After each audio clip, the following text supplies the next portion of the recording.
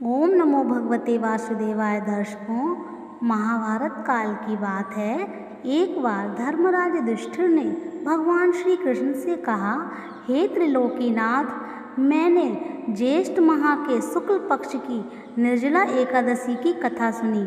अब आप कृपा करके आषाढ़ मास के कृष्ण पक्ष की एकादशी की कथा सुनाइए। इस एकादशी का नाम तथा महात्म्य बताइए। अब मुझे विस्तार पूर्वक बताएं। तब श्री कृष्ण ने कहा, हे पांडुपुत्र, आषाढ़ माह के कृष्ण पक्ष की एकादशी का नाम योगिनी एकादशी है। इसके व्रत से सभी पाप नष्ट हो जाते हैं। इस व्रत इस लोक में तथा परलोक में मुक्ति देने वाला होता है।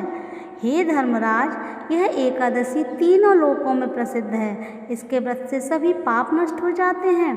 तुम्हें मैं पुराण में कही हुई कथा सुनाता हूँ, ध्यान पूर्वक श्रवण करो। एक बार कुबेर नाम का एक राजा अलकापुरी नाम की नगरी में राज्य करता था। वह शिव भक्त था। उनका हेममाली नामक एक यक्ष सेवक था जो पूजा के लिए फूल लाया करता था। हेममाली की विशालाक्षी नाम की अति सुंदर स्त्री थी। एक दिन वह मानसरोवर से पुष्प लेकर आया, किंतु कामासक्त होने के कारण पुष्पों को रखकर अपनी स्त्री के साथ रमण करने लगा। इस भोग विलास में दोपहर हो गई। हेममाली की राह देखते देखते जब राजा कुबेर को दोपहर हो गई तो उसने क्रोधपूर्वक अपने सेवकों को आज्ञा दी कि तुम लोग जाकर पता लगाओ कि हेममाली अभी तक पुष्प लेकर क्यों नहीं आया। जब सेवकों ने पता लगाया तो राजा के पास जाकर बताया कि हे राजन, वह हेममाली अपनी स्त्री के साथ रमण कर रहा है। इस बात को सुनकर राजा कुबेर ने हेममाली को बुलाने की आज्ञा दी। डर से कांपता हुआ हेममाली राजा के सामने उपस्थित हुआ। उसे देखकर कुबेर को अत्यंत क्रोध आया और उसके होंठ फड़फड़ाने लगे। राजा ने कहा, अरे अधम, अरे निर्लज्ज, तूने मेरे परम पूजनीय देवों के देव भगवान शिव जी का अपमान किया है। मैं तुझे श्राप देता हूँ कि तू स्त्री के वियोग में तड़पे और मृत्युलोक में जाकर कोढ़ी का जीवन व्यतीत करे। कुबेर के शाप से वह तत्क्षण स्वर्ग से पृथ्वी पर आ गिरा और कोढ़ी हो गया। उसकी स्त्री भी उससे बिछड़ गई। मृत्युलोक में आकर उसने अनेक भयंकर कष्ट भोगे, किंतु शिव की कृपा से उसकी बुद्धि मलिन न हुई और उसे पूर्व जन्म की भी सुध रही। मतलब उसे याद रहा सब कुछ पूर्व जन्म का। अनेक कष्टों को भोगता हुआ तथा अपने पूर्व जन्मों के कुकर्मों को याद करता हुआ वह हिमालय पर्वत की तरफ चल पड़ा। चलते चलते वह मार्कंड ऋषि के आश्रम में जा पहुंचा। वह ऋषि अत्यंत वृद्ध तपस्वी थे। वह दूसरे ब्रह्मा के समान प्रतीत हो रहे थे और उनका वह आश्रम ब्रह्मा की सभा के समान शोभा दे रहा था। ऋषि को देखकर हेममाली वहां गया और उन्हें प्रणाम करके उनके चरणों में गिर पड़ा।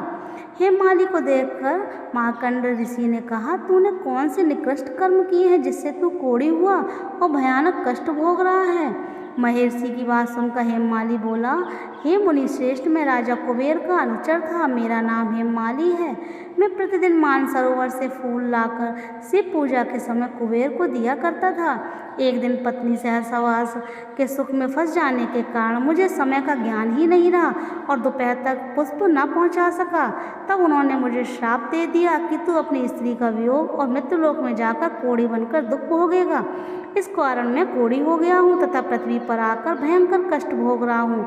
अतः कृपा करके आप कोई ऐसा उपाय बतलाएं जिससे मेरी मुक्ति हो। मार्कंड ऋषि ने कहा, हे हेममाली, तूने मेरे सम्मुख सत्य वचन कहे हैं, इसलिए मैं तेरे उद्धार के लिए एक व्रत बताता हूँ। यदि तू आषाढ़ मास के कृष्ण पक्ष की योगिनी एकादशी का व्रत विधान पूर्वक करेगा तो तेरे सभी पाप नष्ट हो जाएंगे। महर्षि के वचन सुन हेममाली बहुत ज़्यादा प्रसन्न हुआ और उनके वचनों के अनुसार योगिनी एकादशी व्रत का विधि पूर्वक उसने व्रत किया। इस व्रत के प्रभाव से अपने पुराने स्वरूप में आ गया और अपनी स्त्री के साथ सुखपूर्वक रहने लगा। भगवान श्री कृष्ण ने कहा, हे राजन, इस योगिनी एकादशी की कथा का फल 88,000 ब्राह्मणों को भोजन कराने के बराबर है। इसके व्रत से सभी पाप नष्ट हो जाते हैं और अंत में मोक्ष की प्राप्त करके प्राणी स्वर्ग का अधिकारी बन जाता है। तो ये थी एकादशी व्रत की कथा।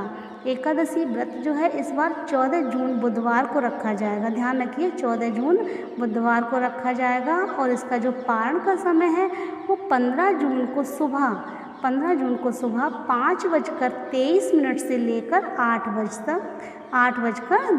तक है। तो ध्यान रखिए पारण का कि आपको 15 जून को सुबह 5:23 से लेकर 8:10 तक आपको पारण कर लेना है।